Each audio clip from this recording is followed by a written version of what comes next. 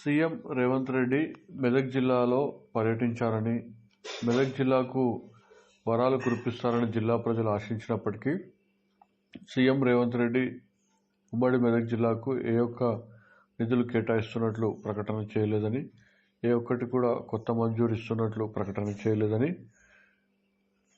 మాజీ MP, MLC, BRS మహిళా నాయకురాలు కల్వకుంట్ల కవిత మెదక్లో విమర్శించారు. మెదక్లో నిర్వహించిన విలేకరుల సమావేశంలో మాట్లాడుతూ జిల్లా నుంచి ప్రాతినిధ్యం వహిస్తున్న మంత్రి దామోదర, ఎంపీ సురేష్ షెట్కర్, ఇతర కాంగ్రెస్ ఎమ్మెల్యేలు కూడా సీఎం రేవంత్ రెడ్డికి నిధులు మంజూరు చేయమని కనీసం అడగలేదని, వినతిపత్రం కూడా ఇవ్వలేదని, సీఎం జిల్లాకు వస్తే జిల్లాకు పెద్ద ఎత్తున నిధులు కేటాయింపు ఉంటుందని, ఈ సంప్రదాయాన్ని కూడా విస్మరించారని కవిత విమర్శించారు. మరోవైపు మహిళలకు ఇస్తా అన్న 2500 స్కీమ్ ఏమైందని ప్రశ్నించారు. గత ఒక్క సంవత్సర కాలంగా ఏ ఒక్క పంట కూడా మీరు మద్దతు ధర ఇస్తలేరు, ఏ ఒక్క పంట మీద కూడా మీరు ఆలోచన చేస్తలేరు.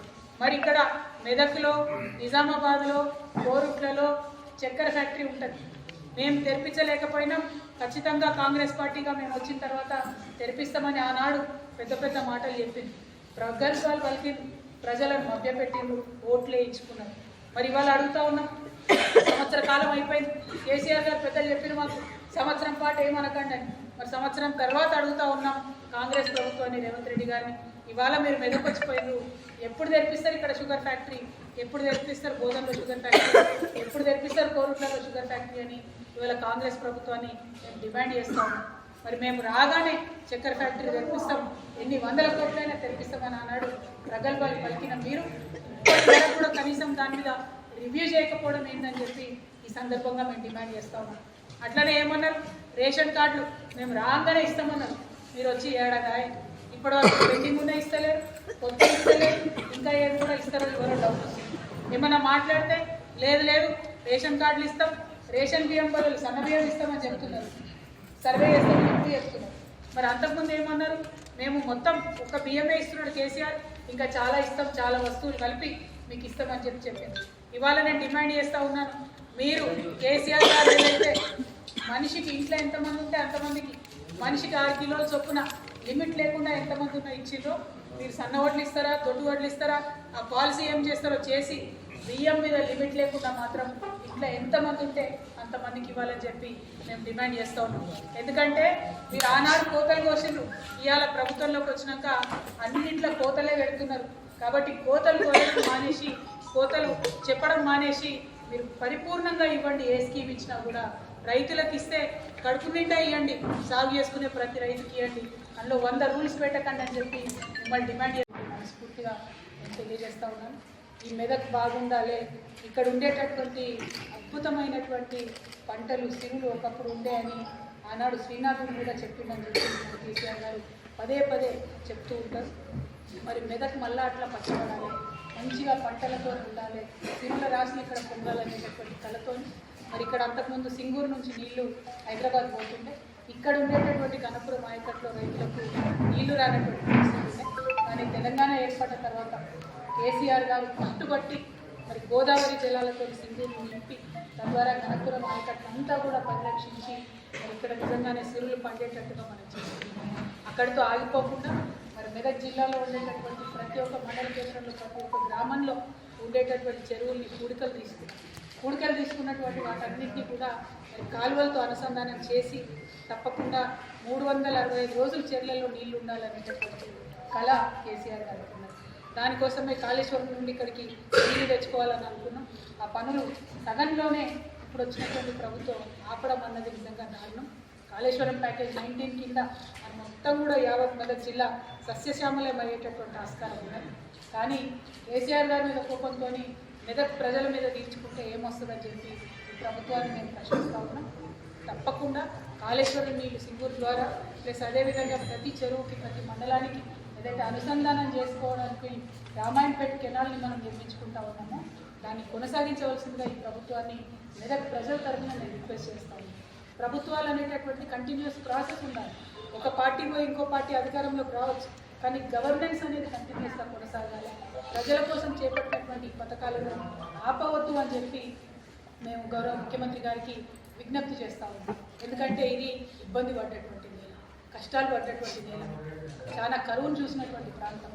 ఆ కరువునంతా కూడా తరిమేసే విధంగా ఈ ప్యాకేజ్ 19 కానీ మన కాలువలు కానీ మనం నిర్మాణం చేసుకున్నాం కాబట్టి, రామాయణపేట కెనాల్ కానీ ప్లాన్ చేసుకున్నాం కాబట్టి ఆ పనులను ఎట్టి పరిస్థితుల్లో ఆపొద్దని గౌరవ ముఖ్యమంత్రి గారు మేము కోరుతా ఉన్నాం. ఈరోజు మెదక్ జిల్లాలో మరి మెదక్ చర్చ్ ప్రపంచ విఖ్యాతిగాంచినటువంటి మెదక్ చర్చ్ 100 సంవత్సరాలు జరుపుకుంటున్నటువంటి సందర్భంగా మరి ఇక్కడికి రావడం, దర్శనం చేసుకోవడం, క్రిస్టియన్ సోదరులందరితో కూడా కలిసి ఆ వేడుకల్లో పాల్గొనడం నా పూర్వజన్మ అద్భుతంగా నేను భావిస్తూ ఉన్నాను.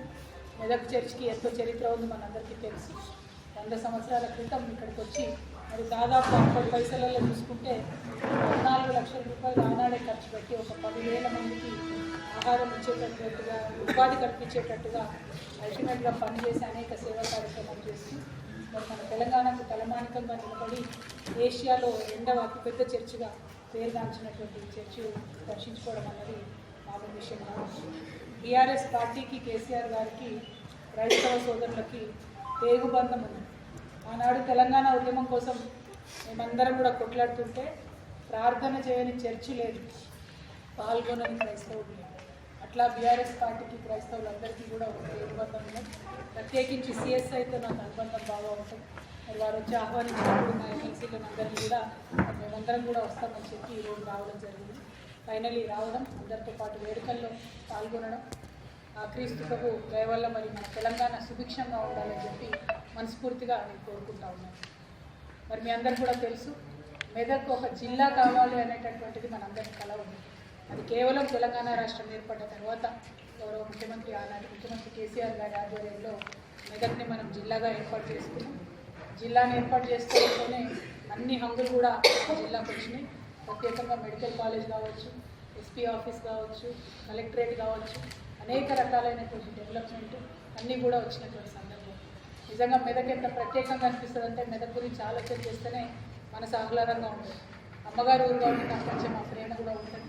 మరి మెదక్ అనగానే ఒక పక్క మంజీరా, ఇంకో పక్క ఏడుపాయల దుర్గమ్మ, ఇంకొక పక్క చర్చు, అసలు ఒక మత సహనశీలత అనేది పరిడవిల్లేటటువంటి ప్రదేశంగా పెద్ద సంఖ్యలో మరి ముస్లిం సోదరులు ఒక మత సహనానికి చక్కటి నిదర్శనంగా చెప్పాలంటే అది మెదక్ పట్టణం. మనం ఒక పక్క మహిళలు, ఇంకో పక్క రైతులు. ఈ మాటలు చెప్పిన రైతులకు రైతు బంధు ఇస్తాం, ఎక్కడిచ్చిండ్రు? కేసీఆర్ గారు ఎన్నికలకు పోయే ముందు 17,500 కోట్లు రైతుల కోసం అని ఏదైతే దాచిపెట్టిండ్రో ఆ ఒక్కసారి ఇచ్చిండ్రు తప్పితే మళ్ళీ సెకండ్ టైం ఎగ్గొట్టిండ్రు. మళ్ళీ ఇప్పుడు ఇవ్వండి అంటే ఇగో రేపిస్తాం, మాపిస్తాం, సంక్రాంతికి ఇస్తామని చెప్తున్నాం. సంక్రాంతికి ఇస్తామనేటటువంటి మాట నిలబెట్టుకోవాలి. తక్షణమే పెంచినటువంటి రుసుముతో రైతు భరోసా అమలు చేయాలి. మీరు మళ్ళా రైతు భరోసాలో కూడా ఏదో కట్టింగ్లు పెట్టేటటువంటి ప్రయత్నం చేస్తున్నట్టు, 100 రకాల రూల్స్ పెట్టేటటువంటి ప్రయత్నం చేస్తున్నట్టు సమాచారం వస్తూ ఉన్నది. దాన్ని మేము సహించాం. ఎందుకంటే చిరు ఉద్యోగులు ఉంటారు, చిన్న ఉద్యోగం ప్రైవేట్లో చేసుకుంటూ వాళ్ళు ఉంటారు, వాళ్ళకి ఇక్కడ భూమి ఉంటుంది, వాళ్ళ పేరెంట్స్ సాగు చేసుకుంటూ ఉంటారు. మరి వాళ్ళకి రైతు భరోసా ఇస్తారా? ఇయ్యరా మీకు? ఎందుకంటే మోడీ గారు పెట్టినటువంటి రూల్స్ పెడతామంటూ ఆయన పెట్టే రూల్స్ పెడితే 30% మంది కూడా రైతు భరోసా రాదు. కేసీఆర్ గారు ఎటువంటి రూల్స్ లేకుండా రైతులందరికీ ఇవ్వాలి, సాగు చేసుకునే వాళ్ళందరికీ ఇవ్వాలనేటటువంటి ఆలోచనతో రైతు బంధు అనేటటువంటి కార్యక్రమం ఉంది. దాంతో ప్రైవేట్ రుణాలు లేకుండా చాలా చక్కగా రైతులు పంటేసుకునేటటువంటి పరిస్థితి ఉంది.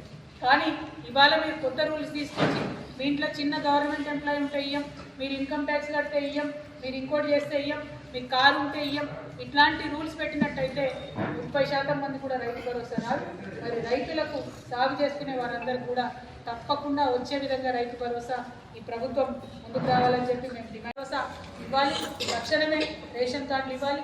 మీ మెదక్ వచ్చి మీరు ఇవాళ చర్చకు వచ్చి పోయినారు, ఇక్కడ ఉండేటటువంటి షుగర్ ఫ్యాక్టరీని తక్షణమే రిలీజ్ చేయాలని చెప్పి ఈ సర్కార్ని డిమాండ్ చేస్తూ, మరీ ముఖ్యంగా మహిళలకు మీరు ఇచ్చినటువంటి మహాలక్ష్మి వాగ్దానం కావచ్చు, తులం బంగారం కావచ్చు, ఆడపిల్లలకు ఇస్తామన్న స్కూటీ కావచ్చు, తక్షణమే వాటి మీద కార్యాచరణ ప్రకటించాలి, ఇవ్వడం మొదలు పెట్టాలని చెప్పి ఈ సందర్భంగా డిమాండ్ చేస్తూ, మరి మెదక్ వచ్చి మా మీడియా మిత్రుల్ని, మెదక్ జిల్లాలో ఉండేటటువంటి మా పార్టీ పార్టీ నాయకుల్ని కార్యకర్తల్ని అందరినీ మెదక్ ప్రజల్ని ముఖ్యంగా కలిసేటటువంటి అవకాశం వచ్చినందుకు అందరికీ కూడా ధన్యవాదాలు తెలియజేస్తా ఉన్నాను.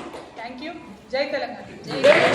జిల్లాలకు వస్తూ ఉన్నారంటే ఎక్కడైనా కూడా ఆడబిడ్డలు ఎదురు చూస్తూ ఉంటారు. మరి వస్తే ఏమన్నా పథకాలు ఇస్తారేమో, ఏమన్నా కొత్తవి మనకు వస్తాయేమో అని చెప్పి ఇవాళ యావత్ తెలంగాణలో కూడా మహిళలు మరి క్రిస్మస్ గిఫ్ట్ రాలేదని అంటున్నారు. అట్లనే రంజాన్ తోఫా ఎగిరిపోయి, అట్లనే బతుకమ్మ చీర కూడా ఎగిరిపోయి. ఇవన్నీ ఒకప్పుడు ఇచ్చుకున్నాం, ఇప్పుడు ఏది లేనటువంటి పరిస్థితి. పోనీ క్రిస్మస్ గిఫ్ట్ తీసేస్తే తీసేసిండ్రు, మరి మహాలక్ష్మి పథకం కింద మాకేమన్నా 2,500 రూపాయలు ప్రకటిస్తారేమో ఇలా మంచి రోజు అని చెప్పి తెలంగాణ మహిళలు అనుకున్నారు. మరి కళ్యాణ లక్ష్మితోని 1 తులం బంగారం ఇస్తారేమో అని అనుకున్నారు. ఏది లేదు, ఏం ఆలోచన లేదు. మహిళలు అనేటటువంటి వాళ్ళు మరి ఎంతో కొంత ఆశతోని ఈ ముఖ్యమంత్రి గారు వస్తే, కొత్త పార్టీ వస్తే మాకేమైనా మంచి జరుగుతుందేమో, మరి కేసీఆర్ సార్ 2,000 ఇస్తా అంటుండు, ఈయన 4,000 ఇస్తా అన్నాడు కదా అని చెప్పి ఆలోచనతో ఓటు వేస్తున్నారు. కానీ ఇలా సంవత్సరం అయిపోయింది, ఒక్కొక్క ఆడబిడ్డకి 2,000 వస్తున్న వాళ్ళకి 4,000 ఇస్తా అని ఇయ్యలేదు ఈ ప్రభుత్వం. కాబట్టి ఒక్కొక్క ఆడబిడ్డకి ఈ ప్రభుత్వం 24,000 రూపాయలు అప్పుబడి ఉందని చెప్పి నేను తెలియజేస్తాను. అట్లానే మరి 18 ఏళ్ళు నిండంగానే స్కూటీలు ఇస్తామని చెప్పి ఆడపిల్లలు. మరి ఈ సంవత్సరంలో 18 ఏళ్ళు నిండిన వాళ్ళందరూ కూడా స్కూటీ ఇస్తారా ఇయ్యారా ఏం సంగతి అన్నది కూడా ముఖ్యమంత్రి గారు మా ఆడపిల్లలకు చెప్పాలి. మరి వచ్చే సంవత్సరం 18 ఏళ్ళు అయ్యేటోళ్ళకన్నా ఇంకా 5 రోజులతో కొత్త సంవత్సరం వస్తుంది. మరి కనీసం కొత్త సంవత్సరం కానుకన్నా తక్షణమే ఆడపిల్లలకు 18 ఏళ్ళు నిండినటువంటి వాళ్ళకు స్కూటీలు రిలీజ్ చేయాలని చెప్పి మేము ఈ ప్రభుత్వాన్ని డిమాండ్ చేస్తూ ఉన్నాం. నిజంగా మహిళలను నమ్మించి మోసం చేసినటువంటి సర్కారుగా ఈ సర్కారుని అభివర్ణించవచ్చు. ఒక మనసు లేని సర్కారుగా అభివర్ణించవచ్చు. ఎందుకంటే కేసీఆర్ గారు ఒక ఆలోచనతో కేసీఆర్ కిట్ అనేటటువంటి కార్యక్రమం పెట్టి మరి 12,000 రూపాయలు మగపిల్లవాడు పుడితే 13,000 రూపాయలు ఆడపిల్ల పుడితే కార్యక్రమాన్ని పెట్టడం జరిగింది. ఇవాళ కేసీఆర్ కిట్లు కనబడుతుంది. సరే ఫోటో మార్చుకోండి, పేరు మార్చుకోండి, కనీసం కిట్లన్నా ఆడబిడ్డలకు ఇవ్వాల్సిందిగా మేము డిమాండ్ చేస్తూ ఉన్నాం. ఎందుకోసం అడుగుతూ ఉన్నామంటే కేసీఆర్ గారు ఒక మంచి నిర్ణయంతో ప్రభుత్వ ఆసుపత్రులనే ప్రసవాలు జరగాలి, ప్రైవేట్ హాస్పిటల్ పోతే ఇల్లు ఫుల్ అయ్యేటటువంటి పరిస్థితి ఉందని చెప్పి ఈ కార్యక్రమాన్ని పెట్టింది. కానీ మొన్న వచ్చిన డేటా చూస్తే మళ్ళా తెలంగాణ వ్యాప్తంగా ప్రైవేట్ హాస్పిటల్లో డెలివరీలు ఎక్కువవుతున్నాయనేటటువంటి విషయాన్ని కూడా గమనించింది. అదేవిధంగా నిన్నగా మొన్న పోలీసు వాళ్ళు రిపోర్ట్ ఇచ్చిండ్రు, 40% పెరిగింది క్రైమ్ రేటు, 40%. అందులో కిడ్నాప్ రేటు పెరిగినాయి. అక్కడ ఒక పోలీసు ఆయన చెప్తా ఉన్నారు, మేము ఎక్కువ కేసులు నమోదు చేసిన వాళ్ళు పెరిగినాయి. మీరు ఎంత ఎక్కువ కేసులు నమోదు చేసినా ఒక సంవత్సరంలో 5% పెరుగుతుండొచ్చు, కానీ ఏకంగా 40% క్రైమ్ రేటు పెరిగిందంటే అది కేవలం ఈ సర్కారు మహిళల పట్ల చూపిస్తున్నటువంటి నిర్లక్ష్యానికి నిదర్శనంగా కనబడతా ఉంది. ఇవాళ మహిళా భద్రత మీద మీకు సోయలేదు, మహిళలకు ఇవ్వాల్సిన పథకాల మీద మీకు సోయలేదు, ఏ అంశంలో కూడా మీరు పట్టనట్టుగా ఉంటున్నారు. నేను మహిళలు చూస్తూ ఉంటే ఖచ్చితంగా ప్రశ్నిస్తామని చెప్పి ఈ సందర్భంగా తెలియజేస్తున్నాను. క్రైస్తవ సోదరులకు క్రిస్మస్ శుభాకాంక్షలు. అలాగే మెదక్ పట్టణంలో మరి ఇంత పెద్ద మహాదేవాలయం ఉండడం మన అందరి అదృష్టం. మరి ఇక్కడ ప్రాంతాన్ని సుభిక్షంగా ఉంచాలని చేస్తున్నప్పుడు మనస్ఫూర్తిగా వెళ్ళిపోవడం జరిగింది. అదేవిధంగా మరి గౌరవ కేసీఆర్ గారు 14 సంవత్సరాల పోరాటం చేసి తెలంగాణ రాష్ట్రాన్ని సాధించిన తెలంగాణ అనేక అభివృద్ధి కార్యక్రమాల ద్వారా ముందుకు తీసుకెళ్లడం జరిగింది. తదనంతరం వచ్చిన ప్రభుత్వం గౌరవ కేసీఆర్ గారు చేసిన అభివృద్ధి ఫలాలు ప్రజలకు అందుతూ ఉంటే మరి ఇప్పుడు వచ్చిన ప్రభుత్వం మాత్రం ఆ ఫలాలన్నింటినీ కూడా ప్రజలకు అందకుండా ఎటువంటి గౌరవ కేసీఆర్ గారు ప్రవేశపెట్టిన పథకాన్ని కొనసాగించకుండా ప్రజలకు మరి ఇబ్బందికరమైన పరిస్థితులు కలిగించే విధంగా కాళేశ్వరం ప్రాజెక్టు విషయంలో కావచ్చు, నీళ్ళను అందించడంలో కావచ్చు, పథకాల విషయంలో కావచ్చు, కళ్యాణ లక్ష్మి కావచ్చు, 6 గ్యారెంటీలు కావచ్చు, మహాలక్ష్మి స్కీమ్ కావచ్చు, మరి ఎటువంటిదైనా సరే ప్రజలకు అందకుండా, ప్రజలకు అందుబాటులో లేకుండా, ప్రజలకు ఫలాలు చేరకుండా అనేక ఇబ్బందికరమైన పరిస్థితులు కలిగిస్తున్న ఈ ప్రభుత్వం మరి తప్పకుండా రాబోయే కాలంలో గుణపాఠం నేర్చుకుంటుంది. ప్రజలందరూ కూడా రేపు తప్పకుండా గుణపాఠం నేర్పిస్తున్నట్టు ఈ సందర్భంగా తెలియజేస్తూ మరి ఇన్ని సమస్యలతో కొట్టుబిట్టాడుతున్న తెలంగాణను కాపాడాలంటే గౌరవ కేసీఆర్ వాళ్ళని అవుతుంది. కాబట్టి మరి ఈరోజు మన దగ్గరకు వచ్చిన గౌరవ కవిత గారిని మరి ఈ సమస్యల గురించి స్పందించాల్సిందిగా